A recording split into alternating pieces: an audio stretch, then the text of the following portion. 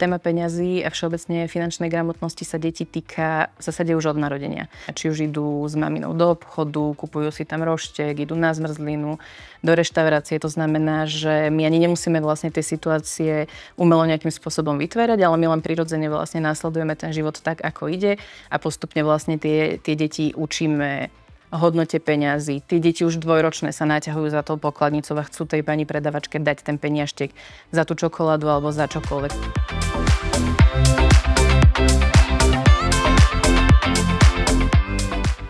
Vzorce, v ktorých dieťa vyrastá, sú preň formatívne ako keby v akejkoľvek oblasti, to asi všetci vieme.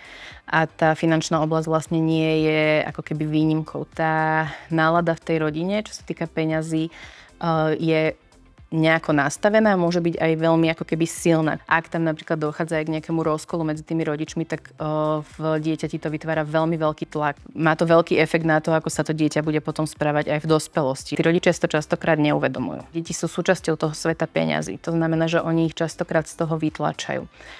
Takými rôznymi, že na to si ty ešte malý a tomu ty nerozumieš. Nepripúšťajú ako keby do tých debát, čo sa týka napríklad rodinného rozpočtu alebo podobne. Vždy vieme tú situáciu vlastne vysvetliť tak, aby bola veku a jazyku primeraná. Nechceme to dieťa úplne z tej situácie vyčleniť, ale zároveň mu nechceme dať ani príliš veľkú zodpovednosť. A to sa častokrát stáva napríklad aj v situáciách takého klasického ranného škôlkového lúčenia, že vlastne ja musím ísť do roboty, lebo ty toto chceš a my na to potrebujeme vlastne peniažky a kvôli tomu musím ísť do práce. Že vlastne tá zodpovednosť za ten kolobeh vlastne tých peňazí je prenašaná na to dieťa.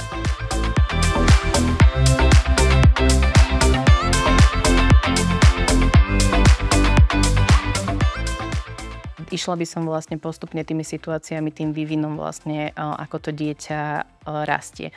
A všetky tieto situácie, tak ako idú vekom, zvlášť pri tých menších deťoch, my vieme vlastne v rámci rolovej hry s nimi trénovať aj v tom svete tej hry, ako keby v tom fiktívnom. Že či už na to môžeme použiť nejaké vyslovene, že spoločenské hry napríklad, ktoré sú vyslovene na to nastavené, ale môžeme tie situácie my vlastne aj nejakým spôsobom umelo vytvoriť a s tými deťmi si ich zahrať a postupne ako keby skúšať s nimi.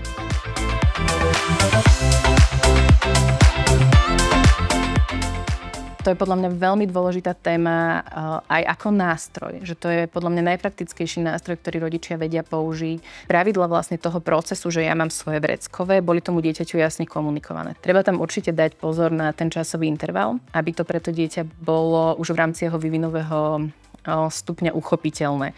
A veľmi je dôležité to, aby vlastne rodičia tieto peniaze nepoužívali ako výchovný nástroj. A ani by to nemal byť motivačný nástroj, že keď toto túto pekne upraceš alebo niečo sa stane, tak sa potom za to dostanú nejaké peniaze. Bola by som opatrná v tom spájať ich nejakým spôsobom s finančným ohodnotením detí za to, že nejakú prácu vykonali.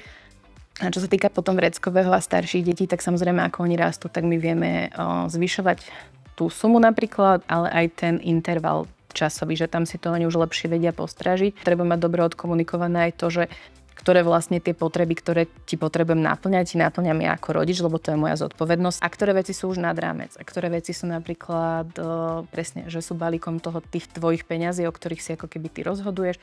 A ďalšie obdobie nastáva potom, keď tie deti už vlastne vedia byť súčasťou toho nejakého pracovného prostredia. Ale máme aj skupinu detí, pre ktoré je veľmi ťažké tieto zverené peniaze minúť. Tam by som tiež trošičku spozornila, lebo sa nám môže stať, že to je presne dieťa, ktoré bude šetriť a napriek tomu, že po niečom veľmi túži, tak nebude schopné ako keby tie peniaze minúť. A tam sa viem ja ako rodič pozrieť na to, že mám ja túto tendenciu, že je to ako keby zrkadlo toho, ako sa ja správam a môžem si to potom zreflektovať, že chcem toto odovzdať tomu svojmu dieťaťu, alebo sa chcem možno pozrieť aj sám na seba a trošku si možno zmeniť nejakú formu toho správania. Strašne dôležité, aby to komunikovanie tej témy peňazí bolo čo najúprimnejšie a aby sa v tom obaja tí partneri cítili bezpečne. To je možno že ešte dôležitejšie ako keby v rámci tej výchovy, tej finančnej gramotnosti, to aká je tá atmosféra v tej rodine, akým spôsobom sa tí rodičia v tej téme cítia. To si tí deti zapamätajú viacej ako to, čo my ich priamo sa snažíme naučiť, že sa im snažíme odovzdať verbálnym kľúčom, že takto to rob. To, ako sa my v tom správame, ako sa v tom cítime, je to, čo si oni potom vlastne ďalej odnesú.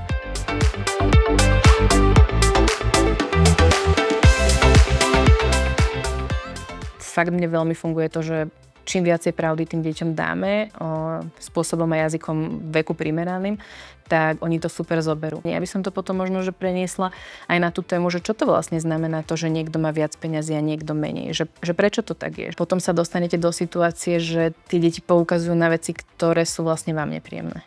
Každá situácia, ktorá je vysvetlená, kde je úplne v ideálnom prípade pomenovaná emócia, ktorá sa s tým nesie a kde to dieťa je do tej situácie pustené a vraciame sa naspäť k tej bezpečnosti. Keď sa cíti bezpečne na to, aby sa spýtalo čokoľvek sa spýtať potrebuje, tak tam sa to všetko vie hneď upratať, lebo ono sa spýta, čo potrebuje, dostane zodpovedané, čo potrebuje a tým pádom je vybavené.